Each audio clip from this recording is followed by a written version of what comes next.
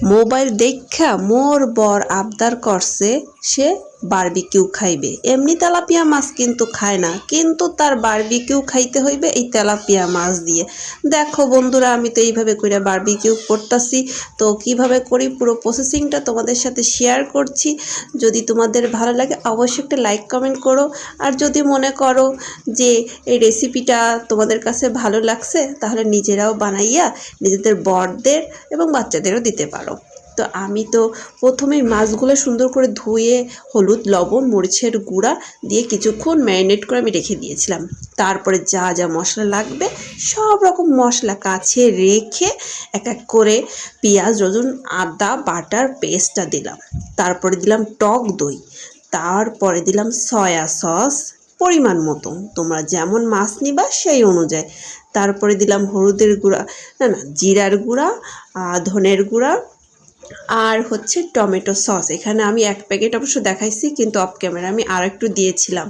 আর দিয়ে দিলাম বারবিকিউর যে মশলাটা, সেই মশলাটা সুন্দর করে এপাশে ওপাশে ফাঁকা জায়গাগুলো ঢুকিয়ে ঢুকিয়ে একদম যাতে মাখো মাখো হয়, জিনিসটা সফট হয় শুধু সুন্দর করে। হ্যাঁ, আমি একটা জিনিস বলতে কিন্তু ভুলে গেছি, যে আমি কিন্তু এখানে পর্যাপ্ত পরিমাণে লেবুর রস দিয়েছি। সেটা তোমাদের ক্যামেরায় ধরা পড়ে নাই, কারণ আমি সেটা তখন ক্যামেরা অনই করি নাই। তার আর যেহেতু বারবিকিউ হবে, এখানে সরিষার তেল তো মাস্ট বি দিতে হবে। সরিষার তেলের যে ঝাঁঝ আর গন্ধ বারবিকিউটার স্বাদ আরও দ্বিগুণ হয়ে যায়। তা আমি এইভাবে সুন্দর করে ম্যারিনেট করে 2 ঘন্টা রেস্টে রেখে একদম ওভেনে দেওয়ার জন্য ওভেন ট্রেতে রেডি করে ওভেনে একদম ঢুকিয়ে রেখেছি। সেখানে আমি আধা ঘন্টা রেস্টে রেখেছিলাম। তারপরে যে আমি সুইচ অন করে দেওয়ার পরে দেখো চিটপিট চিটপিট করে কেবল ফোটা শুরু করছে। আমি সেটাও তোমাদের একদম পুরোটা খাওয়া পর্যন্ত আমি একদম পুরোটা তোমাদের দেখাবো, লোভ লাগাবো যে আমি তো খাইছি, আমাদের খাওয়া হয়ে গেছে। তোমরাও যাতে একটু তোমাদের ইচ্ছা হয়, খাইতে মন চায় বা তৈরি করার ইচ্ছা হয়, সেটাই পুরো রেসিপিটাই আমি তোমাদের কাছে শেয়ার করি।